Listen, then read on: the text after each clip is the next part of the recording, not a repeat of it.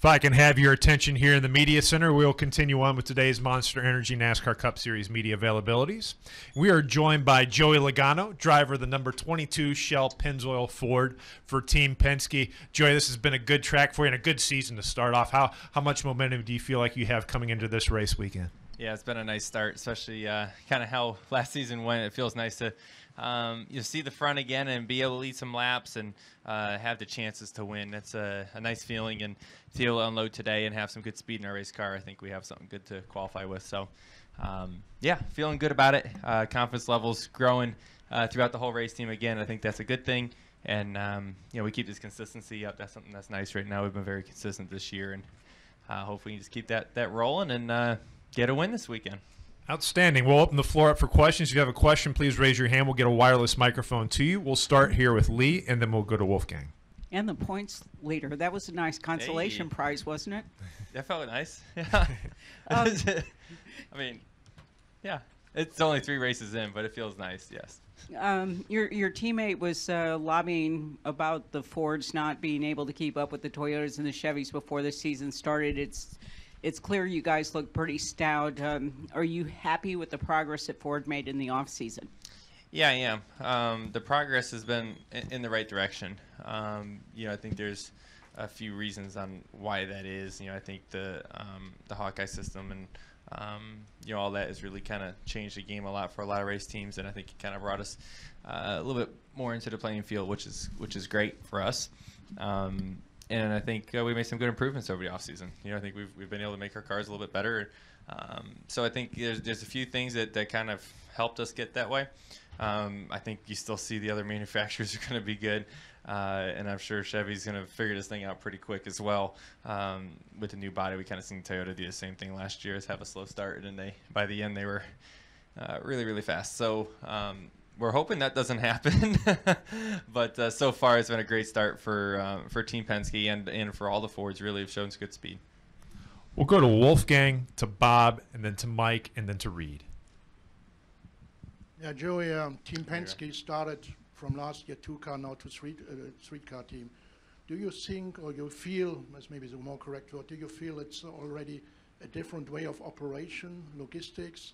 Or is it the same like the years before? No, it's a big step, to add another race team. It's not easy, believe me. For me, my job doesn't change a whole bunch, but for the management of our race team, hiring the right people, figuring out how to get them all to the racetrack, all that stuff's just more, right?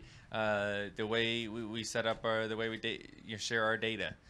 Between the teams, you got to add more to that, and our team meetings, right? There's more people in them. How do we go through that stuff? There's a bunch of little things that you don't really think about until you get to the racetrack and realize, oh man, we got to do this now, or we got to do this now. And it's just the timing changes for things, and you just got to get used to it. It's not a bad thing. Don't get me wrong. I'm not saying any of this is bad. It's just a challenge, and it's a good challenge for our race team, I think. So we've shown it's made us, I feel like, stronger already, and I think as we keep plowing forward with it, I think we'll be able to use it to our advantage even more. Okay, we'll go to Bob, then to Mike, then to Reed, then to Greg. Bob Hockers, ESPN. In light of Harvick's situation, there's been some discussion on the role of social media and kind of officiating the sport, or contributing to officiating the sport. Is there any concern on your end that that NASCAR can see what's on social media and have it potentially influence any decisions? I mean, I don't think it really influences a decision. It probably makes things a little bit more vocal. As you guys know how social media is, I don't have to explain to you guys what it's about. Little things get blown into something really big, no matter what we're talking about. I'm not just talking about race cars. I'm talking about everything in life. But, I think it obviously stood out, right, on there, and then a lot of things were talked about afterwards. And it's no different than the 24 last year in Chicago, right? Something that was pointed out a lot, and then everyone keeps looking at their pictures or their Twitter accounts or whatever it is and sees it. It's not something that us as a race team, we're going to see it either way. It doesn't change us, and I wouldn't assume that NASCAR makes calls off of social media, and I wouldn't think that's the case. I would think NASCAR is bigger than that, and I think it just makes the story bigger when you see it all over social media. It's not like a secret penalty or something that's underneath the car and we're all trying to figure out what's that really do, and you can't really see it and you don't know what it does. And when it's on the outside of a car, it's pretty blatantly obvious that something's different, right? You can see something's different. And I think that's where the common fan that watches NASCAR racing and you don't understand the crazy things that the engineers understand underneath the car, it just makes it more obvious for everyone to see. Going to Mike, Reed, Greg, then Chris. Mike Embry, USA Today. Does the fact that the 4-car has led so many laps the past couple of weeks, looking at that from the Penske viewpoint, does that make you react? Great, we know that's possible, or does it frustrate you that hadn't been one of you guys doing it? Yep. You see, yeah, both for sure. It's if it wasn't for the 4-car the last couple of weeks, we'd say, man, we're the best car. I'd say we're a 2nd to 5th place car lately, and the 4-car has just been the best car. He's been the fastest the last couple of weeks, and like I said, we're 3 races in. In Atlanta, we kind of chalked it up to Kevin being probably the best driver at Atlanta, and we thought, oh, it's Atlanta. He's typically faster. I get it.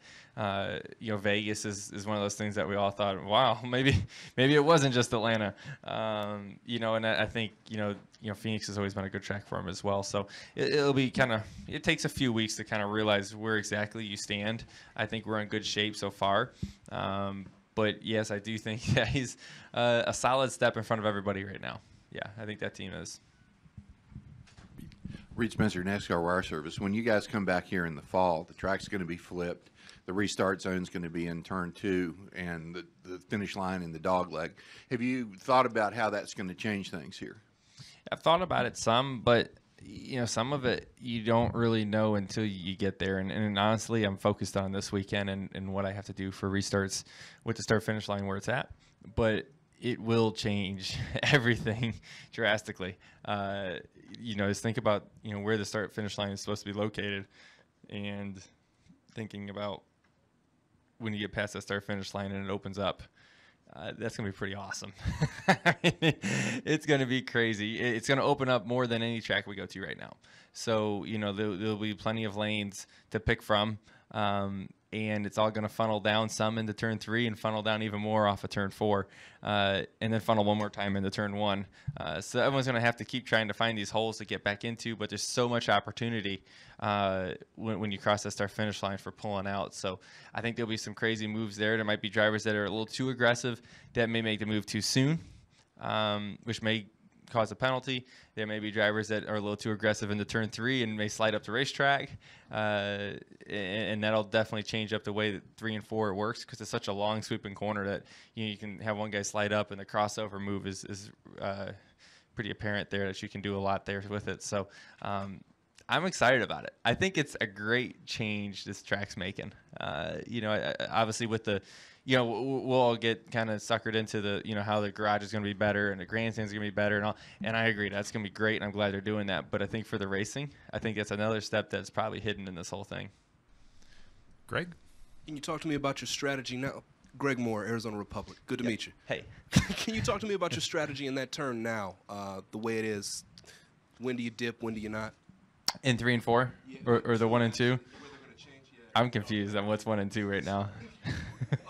That'll be 3 and 4. The dog leg thing. What's that? Is that turn 5? What do we call that one? What's that supposed to be?